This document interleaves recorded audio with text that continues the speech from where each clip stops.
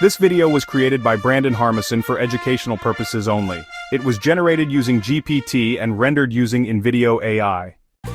This content is for educational purposes only and does not constitute legal advice. I'm Brandon Harmison. This series was created using GPT and InVideo AI to educate peers, providers, and people in recovery on California's behavioral health laws. Documentation isn't just paperwork, it's a critical part of client care, communication, legal compliance, and service accountability.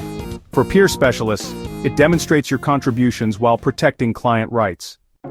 Under Title IX Division 12, peer documentation must be accurate, respectful, strengths-based, and compliant with all confidentiality laws, including HIPAA and 42 CFR Part 2 for substance use disclosures.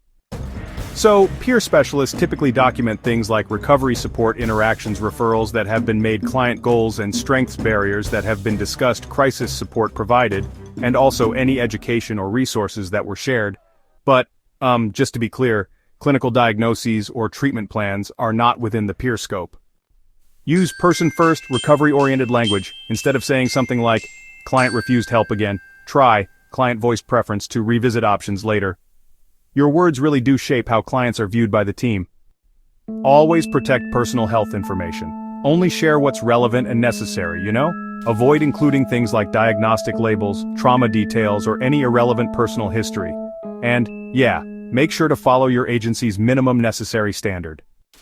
Peers are required to report suspected abuse or neglect, client threats of harm to self or others, and workplace safety issues. These reports must be timely, fact-based, and follow your organization's policy. Peer documentation is often reviewed by supervisors or clinical staff. Always be open to feedback. If unsure how to document something, ask for guidance rather than guessing. According to Black's Law Dictionary, a record is, a written or electronic document that preserves information for future reference. In behavioral health, that includes every note you write, upload, or file related to a client. Document with a neutral tone, clear dates, and no assumptions. Your notes may be read by clients, supervisors, auditors, or even courts. So, keep it professional. Not all interactions require documentation. Informal check-ins, greetings, or, non-service related contact may not need to be recorded. When in doubt, just ask your supervisor. Next, we'll discuss supervision and self-care standards for peer support specialists, because honestly, support work begins with taking care of ourselves.